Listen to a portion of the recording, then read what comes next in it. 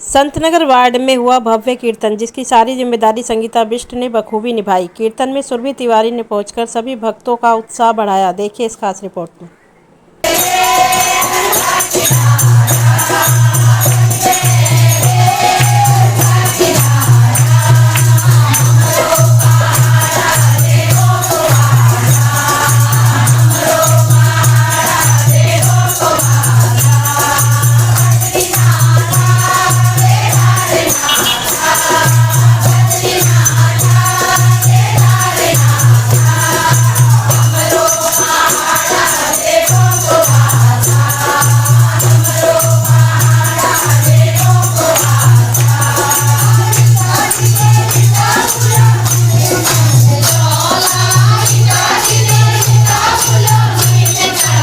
Bharatiya Janata party ने माननीय प्रधानमंत्री नरेंद्र मोदी जी ने माननीय सांसद मनोज तिवारी जी पर तीसरी बार विश्वास जताया टिकट देके। क्या इस बार हैट्रिक लगाने जा रहे हैं, क्या कहेंगे? सभी को प्रणाम। देखिए, क्षेत्र की जनता का आशीर्वाद ही है जो पार्टी ने तीसरी बार सांसद जी पर विश्वास जताया है और उनको प्रत्याशी के रूप में भेजा है।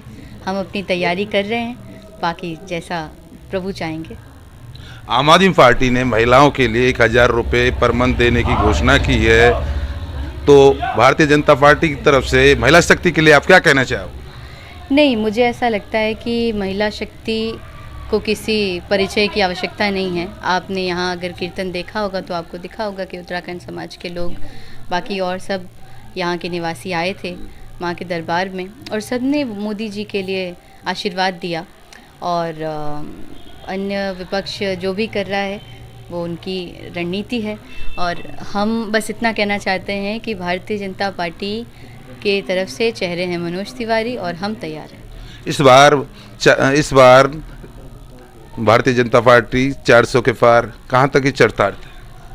ये बिल्कुल, आप पूरे देश का माहौल देखिए और हमने काम किए हैं इसलिए हम ये जयकारा लगा पा रहे हैं या नारा लगा पा रहे हैं, तो काम के बल पर ही इस बार का चुनाव। माननीय सांसद, अपने लोकप्रिय सांसद मनोज तिवारी जी पर पार्टी ने तीसरी बार विश्वास जताया है और तीसरी बार हैट्रिक लगाने जा रहे हैं। इधर माननीय प्रधानमंत्री नरेंद्र मोदी जी भी इस बार पूरे बहुमत से सरकार बनाने जा रहे हैं, क्या कहेंगे?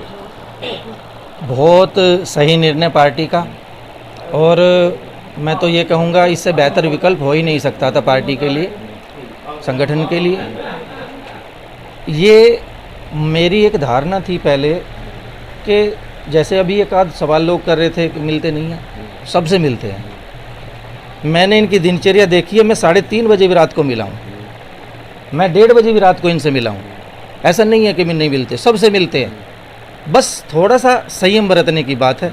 जैसा अभी माननीय बलोदी जी या और भी हमारे साथी कह रहे थे, स्टार प्रचारक हैं भारतीय जनता पार्टी के। पूरे प्रदेश में, सारे जितने प्रदेश हैं, सब में ड्यूटी लगती है। मैं तो उस दिन दंग रह गया। ये मेरी छोटी बहन उस दिन 1:30 बजे दरवाजे पे खड़ी थी और इतना व्यस्त शेड्यूल था।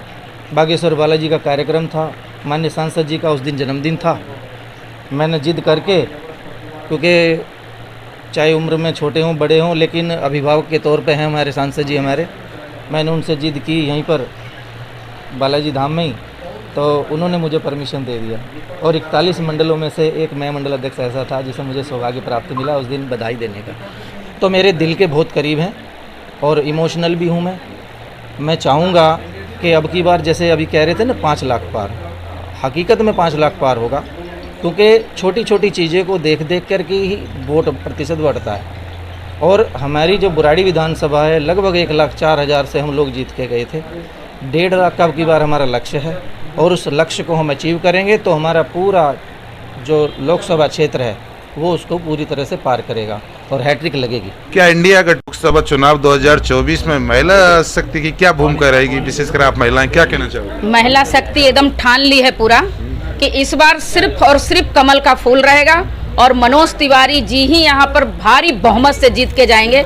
आपको मैं एक चीज़ बताना चाहती हूँ कि आम आदमी पहले ही भग गई, गठबंधन हो चाहे कुछ भी हो, पहले ही डर गए थे और कांग्रेस में कोई यहाँ लड़ने के लिए तैयार नहीं है। कह रहा है मनोज तिवारी जी के सामने हम नहीं लड़ने जा रहे हैं। तो एक चीज़ और बताना चाहती हूँ, जिस देश में 500 साल के बाद श्री राम जी का आगमन होता है और उसी समुद्र की अंदर जाकर के हमारे देश के प्रधानमंत्री जाकर के द्वारकाधीश को निमंत्रण देते हैं कि राम जी आ गए हैं और अब आपकी बारी है। और ऐसे धर्मात्मा पुरुष को नेतृत्व में मनोज तिवारी जी चुनाव लड़ रहे हैं, तो आप समझ सकते हैं कि 5 लाख तो कम पड़ जाएगा। मुझे लगता है कहीं 8 लाख ना पार कर जाए, चाहे कोई भी आ जाए। मैं कहती हूँ चाहे राहुल गांधी, प्रियंका गांधी, कोई भी यहाँ आ जाए, मनोज तिवारी जी के नाम से सब डर रहे हैं। उनको पता है कि ये पूरे देश के प्रचारक हैं, प्रचार करते हैं, पूरे देश के लाडले हैं, पूरे देश के प्यारे हैं, और उनके सामने भैया पहले ही नतमस्तक सब हो रहे हैं। नाम नहीं बताना चाहती हूँ कि कौन कौन नतमस्तक हो रहे हैं, लेकिन सभी कह रहे हैं मनोज तिवारी के सामने मैं नहीं लड़ सकता। धन्यवाद। आप पूर्व निगम पार्षद हैं, आने वाले लोकसभा चुनाव 2024 में विशेषकर दिल्ली में जो कांग्रेस और आम आदमी पार्टी का गठबंधन बना है बीजेपी के खिलाफ, क्या कहेंगे सर? जो इंडिया अलायंस बना हुआ है उसमें पहले आपने देखा होगा किस तरह वो कदर टूटने वाला है, आधा टूट चुका है, और जैसे भी घोषणा होगी वो बिल्कुल छितर-बितर हो जाएगा। लेकिन भारतीय जनता पार्टी श्रीमान नरेंद्र मोदी जी के नेतृत्व में 400 पार हर मीडिया दिखा रहा है। मैं कल भी न्यूज़ देख रहा था, कोई ऐसा चैनल नहीं था जहां पर 350 से ऊपर सीट बीजेपी भारतीय एनडीए अलायंस को ना दिखाया हो।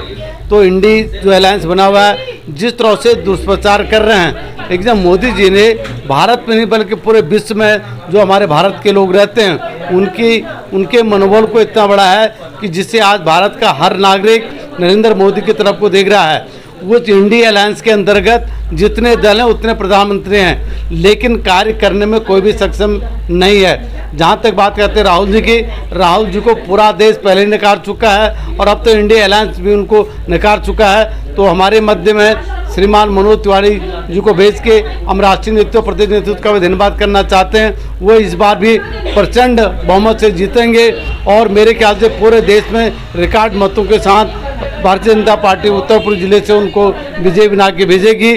और मुझे पूर्ण आशा है भारतीय जनता पार्टी की सरकार अवश्य आएगी और श्रीमान मनोज तिवारी जी देश में केंद्रीय मंत्री के रूप में भी मोदी जी उनको अवश्य स्थान देंगे। धन्यवाद।